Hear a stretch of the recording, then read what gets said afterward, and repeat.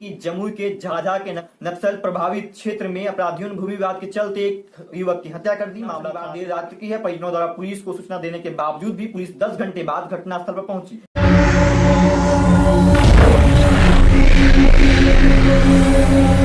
मैं हूं सागर सुमन, लोकवाणी देख रहे हैं आप। बिहार में बिगड़ती कानून व्यवस्था के लिए भूमि विवाद को भी एक महत्वपूर्ण कारण माना गया है। बिहार में 60% अपराध का कारण जमीन से जुड़े विवाद हैं। यह मैं नहीं कह रहा, बल्कि सूमो के मुख्यमंत्री तथाकथित सुशासन बाबू का खुद का मानना है। सुशासन बाबू का मानना है कि बिहार में विकास के कारण जमीनों की कीमतें बढ़ी हैं और यही कारण है कि जमीन विवाद में भी बढ़ोतरी हुई है।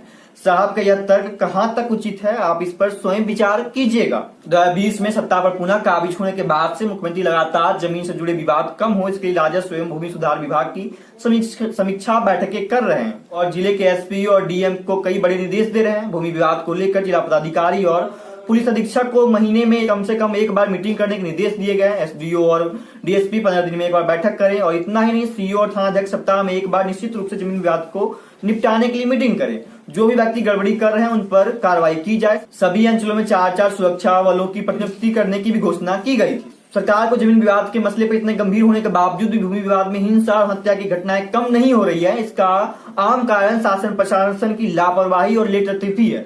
प्रशासन यदि भूमि विवाद मामले में सक्रियता दिखाए और लेटरतीफी ना करे तो बेझिझक भूमि विवाद में हिंसा और हत्या में कमियां आ सकती है। पर यहाँ एक दो के मौत से फर्क किसे पड़ता है? सब विधि का विधान समझ मौन हो जाते हैं। हम बिहार के जमुई जिले की बात करें तो यहाँ हर दिन भूमि विवाद से जुड़ी हिंसा की खबरें सामने आती रहती है। शुक्रवार को भी बिशनपुर पंचायत के पेसरा झिट्टी गांव में देर रात्रि जमीन विवाद में 2 पक्षों में गोलीबारी हुई, जिसमें 2 लोग घायल भी हो गए। इससे पहले खया प्रखंड के कागेश्वर गांव में अपराधियों ने एक शख्स को गोली मारकर हत्या कर दी। इसके बाद आज पुनः एक और हत्या का मामला सामने आया है। बता दें कि जमुई के झाझा के नक्सल प्रभावित क्षेत्र में अपराधियों ने भूमि विवाद के चलते एक युवक की हत्या कर दी। मामला थाना क्षेत्र के कटहरटार गांव का है। यहाँ अपराधियों ने 25 वर्षीय युवक की पीट कर हत्या कर दी।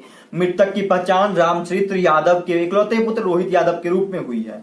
घटना शनिवार देर रात की है। परिजनों द्वारा पुलिस को सूचना देने के बावजूद भी पुलिस 10 घंटे बाद घटनास्थल पर पहुंची। इस कारण मृतकों के स्वजनों में आक्रोश था। ग्रामीणों ने सोजाना मोड़ के पास झाझा जमुई NH 333 को जाम कर दिया। इस दौरान ग्रामीण आरोपितों की गिरफ्तारी का मांग कर रहे थे। सूचना पर एसडीपीओ सतीश चंद्र मिश्रा दलबल के साथ कटहरटार गांव पहुंचे, घटना की जानकारी ली। इसके बाद एसडीपीओ जामस्थल पहुंच मृतकों के स्वजन को 24 घंटे के अंदर आरोपित की गिरफ्तारी का आश्वासन दिया, तब जाकर सड़क जाम टूटा। इस मामले में मृतक की पत्नी ने पुलिस को एक आवेदन दिया है। बताया गया है कि शनिवार को रोहित बगल के गांव में एक शादी समारोह में भाग लेने गया के क्रम में 1 दर्जन से अधिक अपराधियों ने रोहित की लाठी डंडे से पिटाई की, जिसका निशान उसके शरीर पर देखा गया।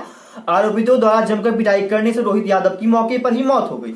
हत्या का दूसरा रूप देने के लिए अपराधियों ने रोहित द्वारा बनाए जा रहे पानी को टंकी को तोड़ दिया और उसमें रोहित के शव को दीवार के नीचे कर दिया। स्वजनों के हल्ला पर आरोपित वहां से भाग निकले। स्वजनों ने घटना की सूचना थानाध्यक्ष श्रीकांत कुमार को दी, परंतु रात में पुलिस घटनास्थल पर नहीं पहुंची। रविवार की सुबह 7 बजे पुलिस घटनास्थल पर पहुंची। मृतक के स्वजनों ने बताया कि 2016 में 8 एकड़ जमीन को लेकर गोतिया सीताराम यादव समेत कई लोगों से विवाद चल रहा है। इस मामले में थाना में 3-4 मामले दर्ज भी हैं। मैंने शुरुआत में भी प्रशासन की लापरवाही और लेटरतीफी की बात कही थी। अब इस मामले में भी वही प्रतीत हो रहा है। 2016 में मामला दर्ज किया गया था। यदि इन 5 वर्षों के दौरान इस मामले का निपटारा हो जाता तो शायद आज ऐसी घटना न घटती। खैर, आप इस घटना को विधि का विधान मान सोए रहिए, लेकिन मैं तो इस घटना को प्रशासनिक लापरवाही मानूंगा। अभी के लिए बस इतना ही। बने रहिए ऐसे ही खबरों के लिए लोकवाणी के साथ। धन्यवाद।